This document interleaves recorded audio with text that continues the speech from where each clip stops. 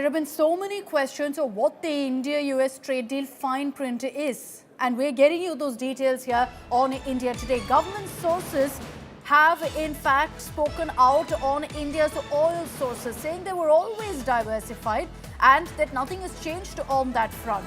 That as far as India is concerned, where do we get the best deal? That's all that matters. There have been a whole lot of questions about this because remember, Trump, when he announced the trade deal, mentioned and claimed that Prime Minister Modi has agreed to not purchase any more oil from Russia. To this now, India has replied saying very clearly that our sources were always diversified, never put in one basket in one country.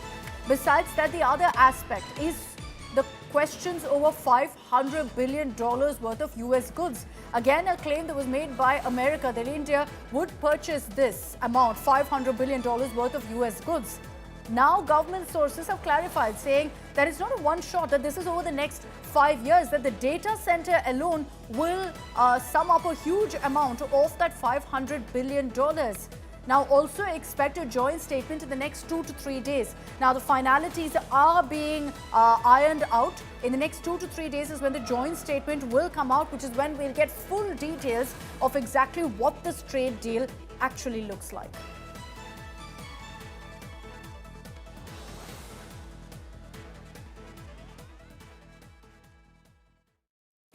So this particular deal between India and US has been referred to as the greatest of all deals. But what really is the India-US trade deal? I'll break it down for you. For starters, the tariffs. The trade deal has ensured tariffs on India by America is down from 50% to 18%. And in return, India will lower its tariff on US exports to zero. This is in fact what Trump has also claimed, but that 50% to 18% has been confirmed by India too, which is a big climb down. What about oil? Well, this has been a bit complicated because Trump, in his announcement yesterday, late last night, claimed that India will no longer buy Russian oil, will shift instead to Venezuelan oil. What has India said on this? Well, sources have said that India will continue to buy crude oil from anywhere in the world where there are no sanctions, based on market rates. And so that is our stand, that we continue to have diversified sources. India didn't buy from Venezuela when sanctions were in place. Now that sanctions have been lifted, Venezuela is very much an option too. I will also highlight here that Russia has communicated that there's been no stopping supply of oil to India so far. Let's talk about agriculture now, which was a big sticking point and led to the delay in the trade deal being finalized because India stood its ground on this.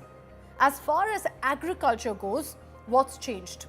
Well, the government has maintained that there's been no compromise on the interests of farmers. The sensitive sectors in agriculture and dairy that were protected will continue to be protected. America has confirmed that the trade deal includes more access for American agricultural products in India. So that's again something we need clarity on. A joint statement in the next few days will hopefully give us that.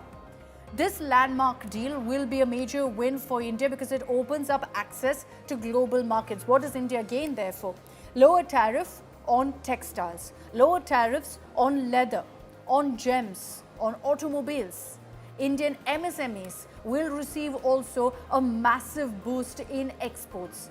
The farmer, which is actually excluded but will subsequently also benefit. The generic sector will also benefit significantly. But the biggest advantage perhaps lies in electronics. The global chip supply chain may shift to India. And then additionally, this deal will strengthen IT and services exports, facilitate essentially smoother access to defense and high-tech sectors. In short, this deal has the potential to transform India's trade and tech landscape. But it all depends on what really the trade deal looks like. At this point, we don't have a whole lot of details from the Indian side because as the government has said, the joint statement will be out in the next 2 to 3 days. Listen to what Union Minister Piyush Goyal said. मैं 140 करोड़ देशवासियों की तरफ से माननीय प्रधानमंत्री नरेंद्र मोदी जी का धन्यवाद करता हूं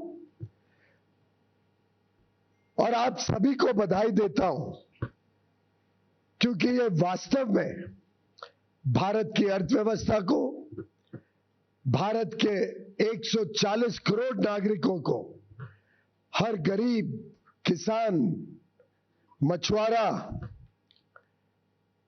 गांव में रहने वाला युवा, युवती, हमारी बहनें, महिलाएं, सभी के लिए ढेर सारे अवसर लाने वाला ट्रेड डील माननीय प्रधानमंत्री जी ने कल तय किया।